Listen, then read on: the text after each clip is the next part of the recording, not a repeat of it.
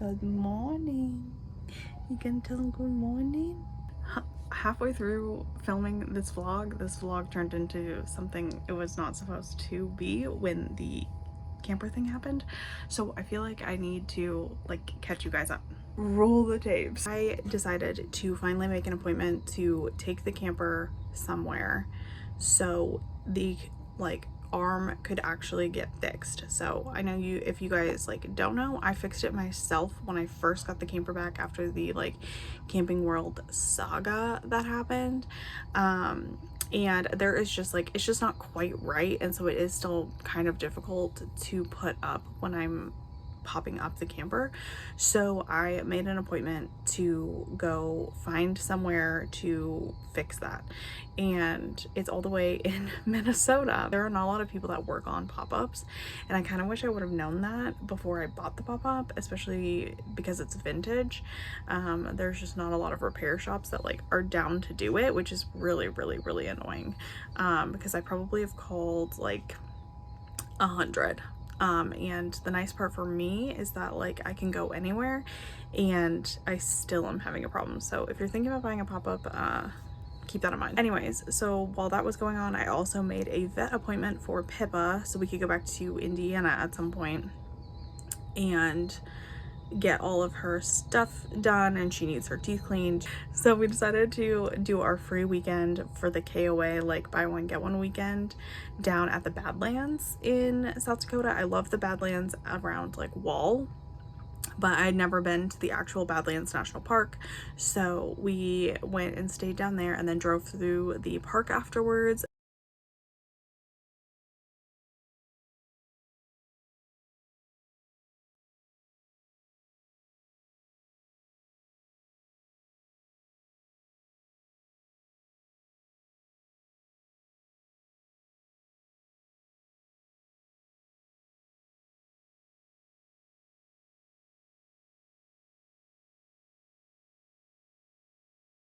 And then here's a bunch of footage of us, hanging out at the Badlands.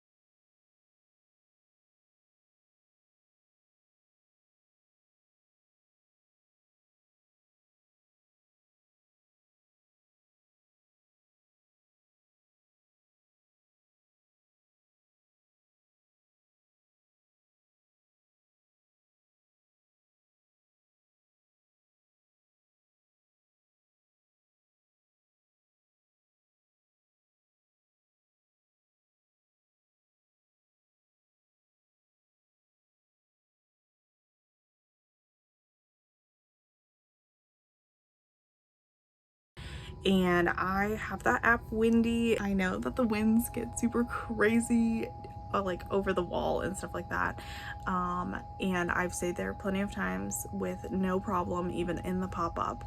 And for some reason this one night was totally different. So I actually was having trouble falling asleep because when it's windy, like that windy, it's really loud in here, and Pippa gets really skittish about it. It's not the best, it's not the most ideal situation. So I actually put Pippa in the car, and I was in the car watching TV, just to wind down for the night. And it turns out I wound down enough that I fell asleep in the car. So Pippa and I were both in the car when this happened, and I don't know when it happened because I fell asleep in the car, just in the driver's seat, which was not very comfortable, but whatever. And I woke up around 3:30, 4 o'clock in the morning to go to the bathroom. And so I got back up to go to the bathroom. I went outside to go back into the camper to go to the bathroom because my little porta potty's in here. And I opened the door, and the entire, I'll show the footage, the entire wall of the canvas was completely down. I was so panicked in the middle of the night that had happened, as a last minute decision, because I didn't the gusts were still really big that were it felt like a wind tunnel in here, and it was ripping down everything, and everything was falling off of the like countertops and all of this stuff, and my papers were like flying around in here. It was like out of one of those like teenage movie scenes or whatever. And so I decided to take the door off and just lower the roof a little bit. A little bit was the key. And so I lowered the roof a little bit just to give like, so it wouldn't be like a complete wind tunnel in here, because I still had the stove up and everything. Like I didn't put any of that stuff down, so the roof couldn't go all the way. I was like, if anything else happens, at least like my stuff isn't just like flying out of the camper. And then I went back in the car. I fell back asleep in the car for a while, and when I woke up the next morning, the entire roof had like completely like condensed down. So I thought another cable broke. Like I thought another big gust hit those cables, and because I had lowered the roof, it had more like leeway or something, and it fell. I don't know how it fell the rest of the way, but my like little things that like hold up the canvas are bent. Like I had to bend them back because of the, like, it was open, you can see the picture. And so that was not fun. Luckily, on like the plus side is that I was already bringing the camper in anyways, so now that I have been back in here and have closed the camper fully and popped it back open now in a new campsite, I don't think there is any damage. Actually, this is Brooke from the future. There was a lot of fudge. There was a lot of damage actually. So after I popped it back up, it was completely fine. I worked for like another 3 or 4 days, so we stayed there. It wasn't a big deal. Everybody had like stuff everywhere though. Like that windstorm came out of actual nowhere, because I'm so good at checking the like wind speeds and stuff, and that windstorm came out of absolutely nowhere. And I could tell because people's tents were everywhere, people's rugs were everywhere, like nobody like saw it coming, and like Forest Service came through and was like helping people clean up everything.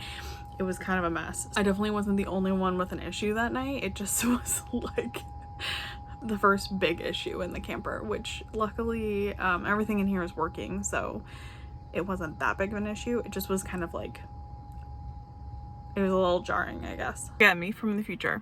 It was a really big issue. We're having big issues.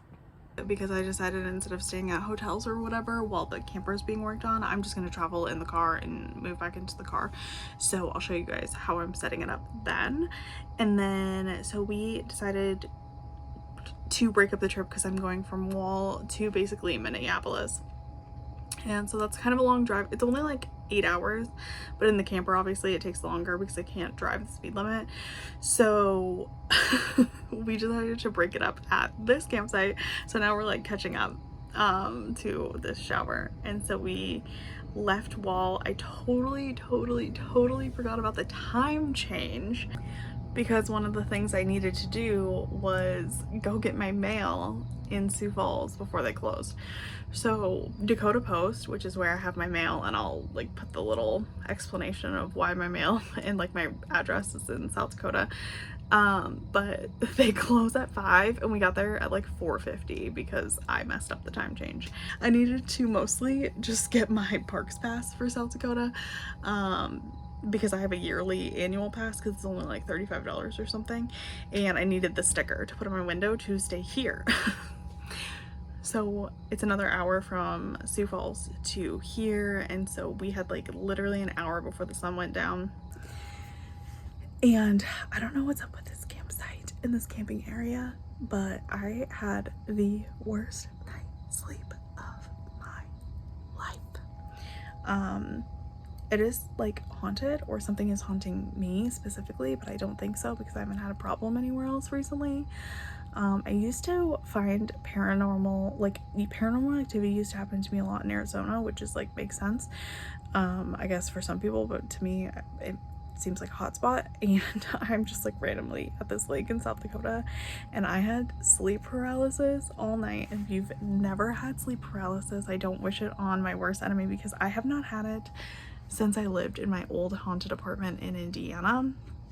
And if you guys want to hear that story, please let me know, because it has nothing to do with traveling, but it's quite the intense story.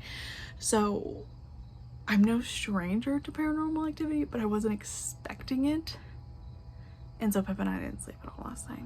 We did wake up in time to see the sunrise, but I just got up this morning and was over it because it was also really hot here last night, and I haven't had to deal with that since I travel with the weather, and I was a little grumpy about it because there's nothing I can do about it because I have to be in Minnesota by tomorrow morning.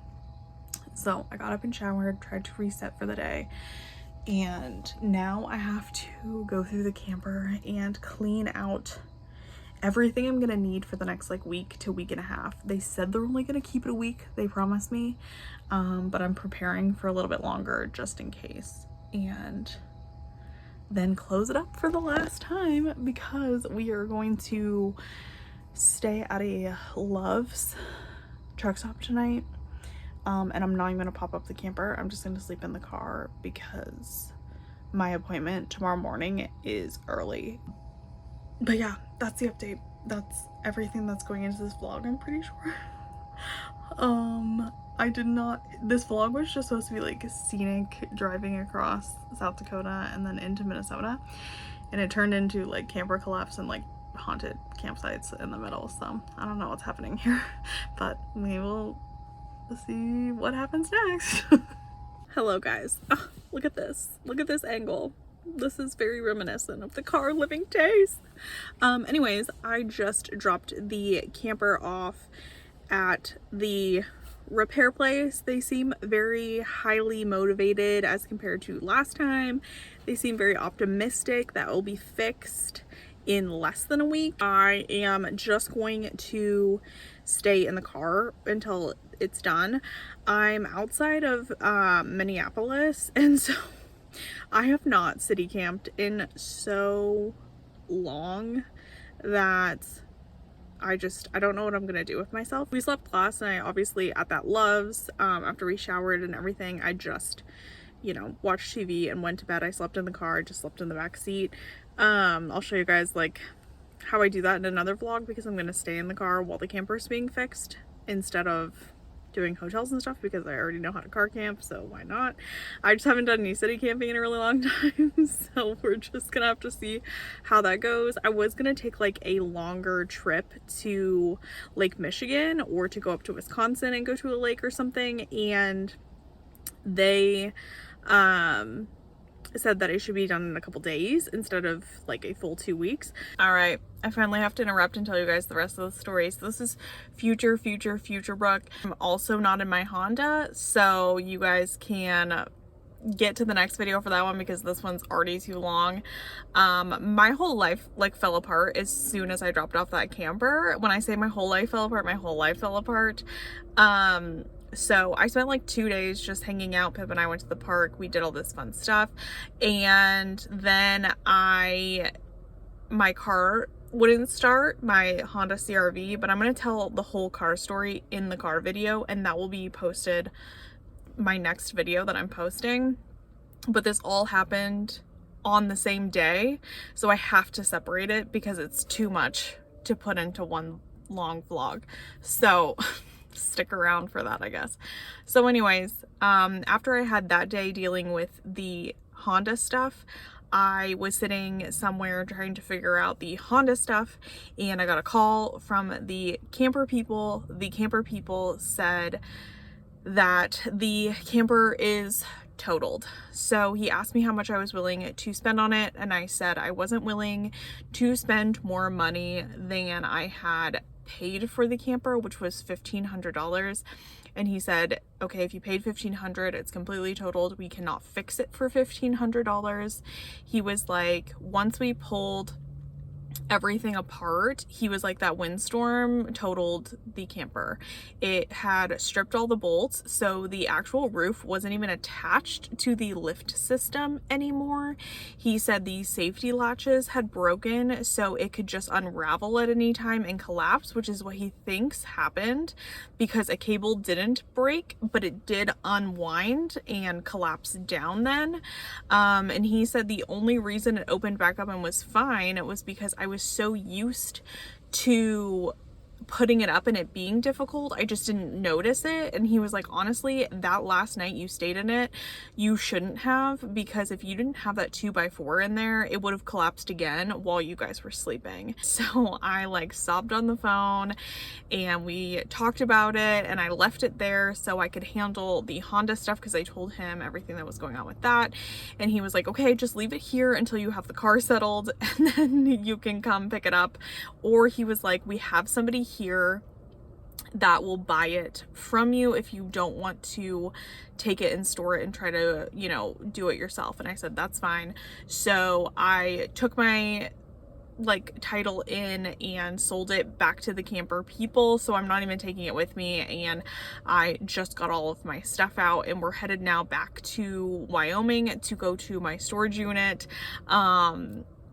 And like completely backtracking, I have to cancel Pippa's vet appointment and like push it back so I can swap out all the stuff to be in the SUV again. So the camper is gone.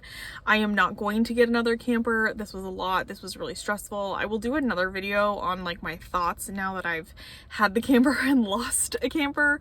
But it's just, it was meant to be in my life, I think, to teach me a few things, and I will make a video on that. But from now on, with how chaotic everything got this week, I need simplicity and I don't want to change anything else. And I know you guys are going to be obsessed with me getting back into another larger rig, or maybe you won't. I don't know. I can't predict how people are going to react to this video, but for me, this was like a lot to deal with, like on the fly, and I just need the simplicity of SUV camping. I did that for a year and a half. It comes really naturally to me. It is not hard for me to do. You'll see my new setup in the next video.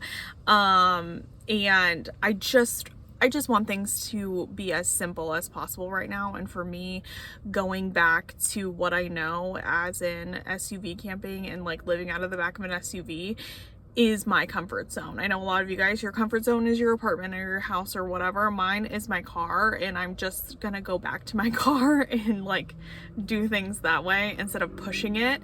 I pushed it to get this pop-up because I wanted the upgrade, and this is what it got me. I didn't obviously pick the right rig, and that's okay, but this is normal life, and I now have to deal with the consequences of what happened, and I'm just gonna go back to a more simple version of living for a while until I can kind of get back on track with everything that has gone on. So that is the conclusion of this video. I know this was chaotic. I know there was footage from everywhere, but this was supposed to be a travel vlog. It was not ever supposed to be about the camper collapsing and getting rid of the camper and selling it. So that's why it's chaotic, and I can't make like a story out of, like a vlog story out of it, because it just was like, the footage I shot was so vloggy that it didn't make sense. So I tried to put as much footage as I could in, but I feel like it's just gonna get pushed to the cutting room floor, a lot of it, because none of it makes sense now. So I will see you guys on the next one, and stay tuned to see what I live in now. Bye!